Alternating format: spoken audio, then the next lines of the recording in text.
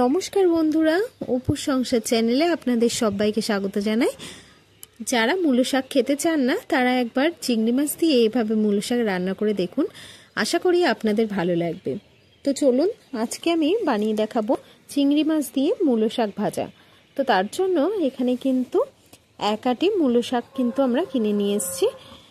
তো মূলো শাকগুলোকে কিন্তু খুব ভালোভাবে বেছে এই যে গোড়াগুলো দেখতে পাচ্ছেন এগুলো কিন্তু কেটে বাদ দিয়ে দিতে হবে, আর খারাপ পাতাগুলোকে কিন্তু বাদ দিয়ে খুব ভালো করে ধুয়ে তারপরে এইভাবে কুচিয়ে নিতে হবে। যে মূলো শাকটা কচি বলে কিন্তু আমি এখানে কুচিয়েই নিয়েছি। আপনারা যদি একটু থেকে বড় যদি মূলো শাক পান তাহলে কিন্তু একটু নুন দিয়ে হাতে করে মেখে জলটা ফেলে দেবেন, দেখবেন মূলো শাকটা কিন্তু খেতে ভালো লাগবে।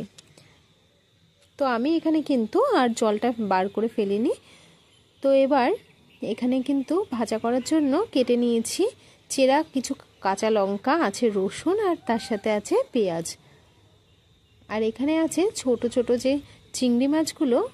তো সেই চিংড়ি মাছগুলো কিন্তু আমি এখানে নিয়ে নিয়েছি। আপনারা চাইলে অন্য চিংড়ি মাছ দিয়েও রান্না করতে পারেন। এবার রান্নাটা করার জন্য কড়াইতে পরিমাণ মতো সর্ষের তেল দিয়ে দিচ্ছি। তবে এই তেলটা দিয়েছি শুধুমাত্র চিংড়ি মাছটা ভাজার জন্য। তো তেলটা খুব ভালোভাবে যখন গরম হয়ে যাবে তখন কিন্তু এইভাবে সারা কড়াইতে এইভাবে লাগিয়ে নিতে হবে। এরপর এর মধ্যে দিয়ে দেব ছোট ছোট যে চিংড়ি মাছগুলো ছিল সেই চিংড়ি মাছগুলো দেওয়ার পর খুব ভালো করে কিন্তু এভাবে নাড়াচাড়া করতে হবে। আর অন্য চিংড়ি মাছের থেকে এই চিংড়ি মাছে একটা সুবিধা কি জানেন, এই চিংড়ি মাছগুলো কিন্তু ভাজলে কড়াইতে একদমই লেগে যায় না। তো এবার চিংড়ি মাছের মধ্যে নুন আর হলুদটা দিয়ে দিয়েছি। নুন হলুদ দিয়ে কিছু সময় এভাবে নাড়তে চাড়তে দেখবেন জলটা শুকিয়েও যাবে। তো পুরো হাই ফ্লেমে রেখে কিন্তু জলটা শুকিয়ে নিয়ে এইভাবে কিছু সময় ধরে ভাজতে হবে। আর দেখুন কড়াইতে কিন্তু একদমই লেগে যায়নি। তো মাছগুলো একদম ভাজা হয়ে গেছে। এবার একটা বাটির মধ্যে পুরোটাই তুলে নেব।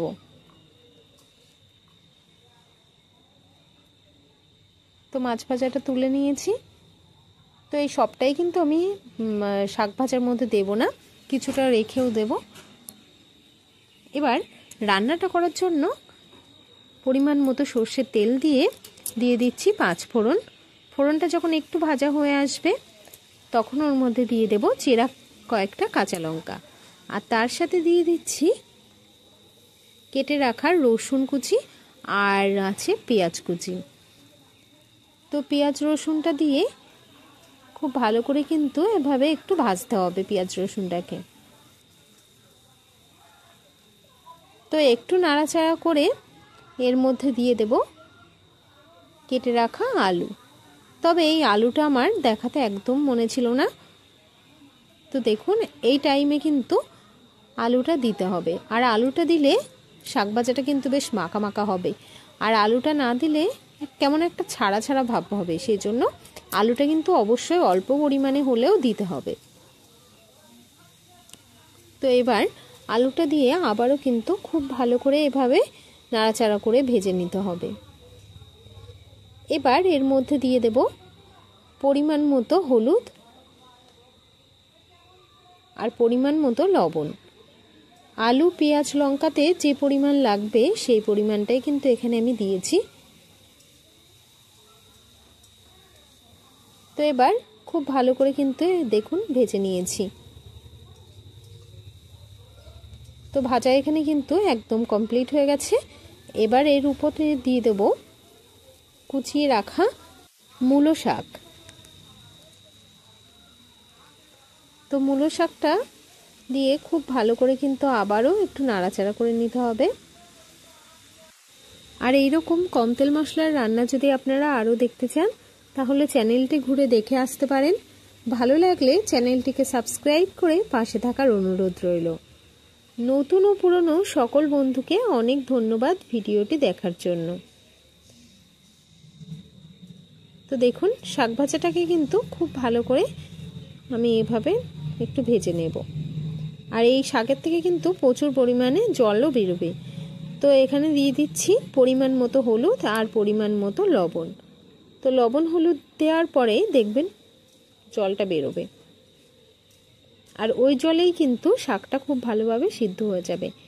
তো লবণ হলুদ দিয়ে আবারও কিছু সময় ধরে কিন্তু একটু ভেজে নিচ্ছি। দেখুন জলটা বেরোচ্ছিল, সেই জন্য কিন্তু আমি ঢাকনা বন্ধ করে 2 মিনিট খুব ভালো করে হাই ফ্লেমে দিয়ে জলটাকে শুকিয়ে নিয়েছি।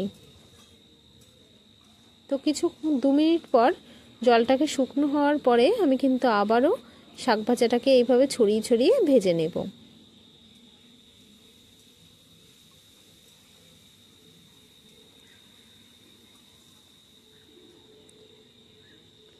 এই পর্যায়ে দিয়ে দেব ভেজে রাখা চিংড়ি মাছ। তো চিংড়ি মাছ ভাজাটা দিয়ে শাকের সাথে কিন্তু আরও কিছু সময় ধরে ভাজতে হবে।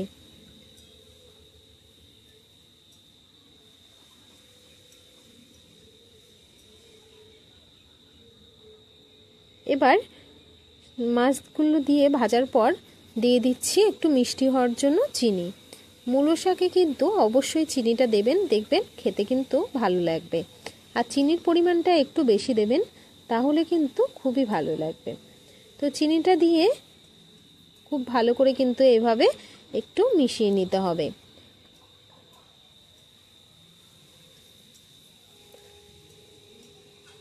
তো এভাবে চিনিটা দেওয়ার পর নাড়াচাড়া করে ভেজে নিলেই কিন্তু রেডি হয়ে যাবে আজকে চিংড়ি মাছ দিয়ে মূলো শাক ভাজা।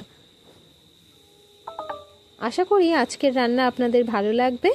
ভালো লাগলে লাইক, কমেন্ট, শেয়ার করে দেওয়ার অনুরোধ রইল। আর যারা মূলো শাক ভাজা খান না তারা কিন্তু অবশ্যই একবার এভাবে বাড়িতে ট্রাই করবেন। আজ এই পর্যন্ত, সবাই ভালো থাকবেন, সুস্থ থাকবেন, ধন্যবাদ।